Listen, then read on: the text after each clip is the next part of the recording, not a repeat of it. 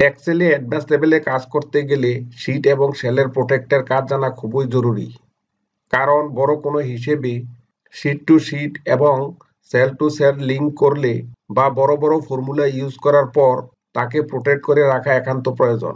একমাত্র প্রোটেক্টের মাধ্যমেই এক্সেলে কোনো বৃহৎ কাজের কাঠামো সর্বদা ঠিক থাকে, এমনকি ভুলবশত এডিট হয় না।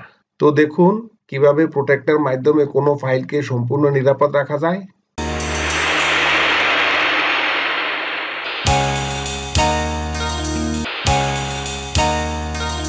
এখানে দেখুন আমি এমএস এক্সেল প্রোগ্রামটি ওপেন করেছি। এখানে দুইটি শীট আছে, শীট 1 এবং শীট 2। শীট 1 সম্পূর্ণরূপে খালি আছে, আর শীট 2 তে দেখুন এখানে আমি একটি স্যালারি শীট তৈরি করেছি। তার হেডিং এ দেখুন name, basic, house rent, medical, education, total, GPF, tax, VAT, total deduct, net pay. আর একবারে বাম দিকের কলামে দেখুন নেম, জামাল, কামাল, ডালিয়া, ফরহাদ, পাবেল, নীলা। এই 6 জন ব্যক্তির স্যালারি শীট তৈরি করতে গিয়ে আমি বিভিন্ন ভাতা এবং কর্তন দেখিয়ে নেট পে তৈরি করেছি।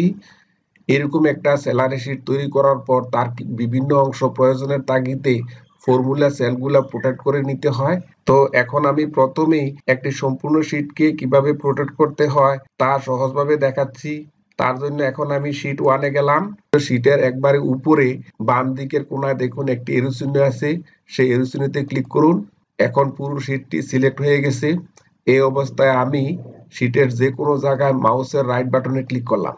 এবার যে অপশনটি দেখা যাচ্ছে তার মাঝখানে দেখুন একটি মেনু আছে, সেই মেনুটি হলো ফরম্যাট সেল। এখানে আমি ক্লিক করলাম। এখন যে ইন্টারফেসটি, সেই ইন্টারফেসটি হলো ফরম্যাট সেলস। এখানে প্রথমে আছে number, alignment, font, border, fill, protect. অর্থাৎ এর মাধ্যমে আপনি এই শীটের অন্তর্ভুক্ত বিভিন্ন সেলগুলো ফরম্যাট করতে পারবেন। আর আমি যেহেতু একটি পূর্ণ সেলকে কিভাবে প্রোটেক্ট করতে হয় তা দেখাবো। সবার ডানে আছে দেখুন প্রোটেকশন অপশন, সেখানে আমি ক্লিক করলাম। ক্লিক করার পর এবার দেখুন এটা লকড অবস্থায় আছে।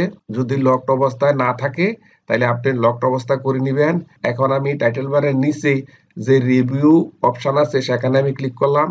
তার মাঝখানে একটু ডান দিকে দেখুন একটি অপশন আছে প্রোটেক্ট শীট, এখানে আমি ক্লিক করলাম। এখানে ক্লিক করার পর একটি ইন্টারফেস এসেছে। এখন এই অবস্থায় আমি সেই শীটটাকে প্রোটেক্ট করতে পারি। ইচ্ছে করলে আপনি পাসওয়ার্ডের মাধ্যমে করতে পারেন অথবা পাসওয়ার্ড ছাড়াও করতে পারেন। তো আমি পাসওয়ার্ডের মাধ্যমে ব্যবহার করছি, তার জন্য আমি পাসওয়ার্ড দিচ্ছি 1 2 3।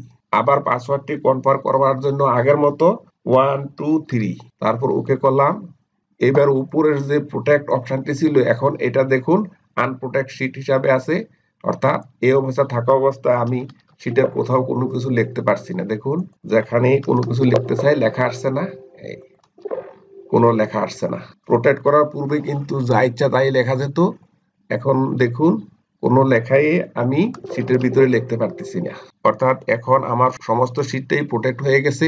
এরকম প্রোটেক্ট করার পূর্বে যদি আপনার শীটে অনেক ধরনের ডাটা এন্ট্রি করা থাকতো আর আপনি প্রোটেক্ট করে নিতেন, তাহলে আনপ্রোটেক্ট না করা পর্যন্ত এই শীটের ভিতরে কোনো কিছু লিখতে পারতো না। এখন যদি সেটাকে আপনি আনপ্রোটেক্ট করতে চান, আবার সেই আগের অপশনে ক্লিক করবেন। ক্লিক করার পর এবার দেখুন আনপ্রোটেক্ট শীট, পাসওয়ার্ড চাইছে। এখন আপনি পাসওয়ার্ড দিবেন আগের মতো 1 2 3, তারপর ওকে করবেন। এখন এই অবস্থায় ইচ্ছা করলে আপনি যা ইচ্ছা তাই লিখতে পারবেন। এভাবে বন্ধুরা কাজের সুবিধার্থে এবং নিরাপত্তার স্বার্থে যে কোনো পূর্ণ শীটকে আপনারা আপলোড করে নিতে পারেন। এবার দ্বিতীয় শীটে আমি ক্লিক করলাম। আমি পূর্ব থেকে একটি স্যালারি শীট তৈরি করে রেখেছি। এখন এই স্যালারি শীটের কিছু কিছু সেল আমি প্রোটেক্ট করে দেখাবো।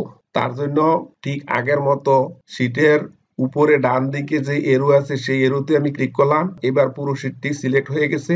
এই অবস্থায় মাউসের রাইট বাটন ক্লিক করলাম। ক্লিক করার পর যে ইন্টারফেস দেখা যাচ্ছে তার মাঝখানে একটি অপশন আছে ফরম্যাট সেল, সেই ফরম্যাট সেলে আমি ক্লিক করলাম। ফরম্যাট সেল ইন্টারফেসের এখন প্রোটেকশন অবস্থায় দুইটি অপশন লকড এবং হিডেন। এখন উপরের লকডের পাশে যে চেকবক্স আছে তার টিকমার্ক আমি উঠিয়ে দিলাম, তারপর ওকে করলাম। এখন আমি আবার হোম অপশনে ক্লিক করলাম। হোম অপশনে ক্লিক করার পর তার একবারে ডান দিকেই একটি অপশন হলো ফাইন্ড এন্ড সিলেক্ট, এখানে ডাউনের তো আমি ক্লিক করলাম, অনেকগুলো অপশন দেখা যাচ্ছে। তার মাঝখানে দেখুন একটি অপশন গো টু স্পেশাল।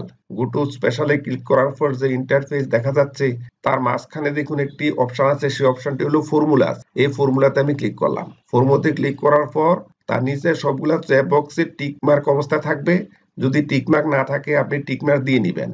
এখন আমি ওকে ক্লিক করলাম। এই অবস্থায় দেখুন স্যালারি শিটের কিছু গুরুত্বপূর্ণ অংশ সিলেক্ট হয়ে গেছে। আর এই সিলেক্টিত গুরুত্বপূর্ণ সেলগুলো হইলো তার ভিতরে আমি ফর্মুলা তৈরি করে রেখেছি, আর এই ফর্মুলাগুলো প্রোটেক্ট করে রাখা খুব জরুরি। এই সিলেক্ট অবস্থায় এটার আমি একটা হালকা একটা কালার দিয়ে নিলাম। এখন সেই সিলেক্টকৃত সেলগুলোর যে কোনো একটা সেলের উপর মাউসের রাইট বাটন ক্লিক করলাম, তারপর ফরম্যাট সেলে ক্লিক করলাম। এইবার ফরম্যাট সেলস এর অন্তর্ভুক্ত প্রোটেকশন অপশন আছে, তাতে সিলেক্ট অবস্থায় প্রথম যেই অপশনটি সেই অপশনটি হলো লক। তার বাম পাশের চেকবক্সে আমি টিকমার্ক দিলাম, তারপর ওকে করলাম। এখন আমি আবার উপরে রিভিউ অপশনে ক্লিক করলাম, এই অবস্থায় প্রোটেকশনে ক্লিক করলাম। এখন আমি সহজ একটি পাসওয়ার্ড দিলাম আগের মতন 123, আবার 123 দিয়ে কনফার্ম পাসওয়ার্ড করলাম, এরপরে ওকে করলাম। এখন আমার পুরো শীটটির গুরুত্বপূর্ণ যেই ফর্মুলা সেলগুলা প্রোটেক্ট হয়ে গেছে।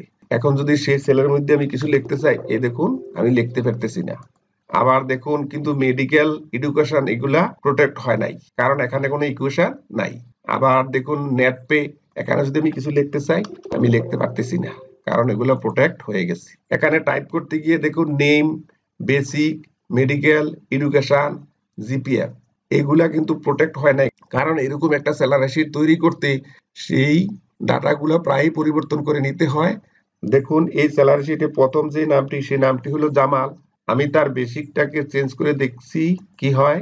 তার আছে 12,000 টাকা, আমি সেটাকে এখন 15,000 টাকা করে দিলাম, এন্টার দিলাম।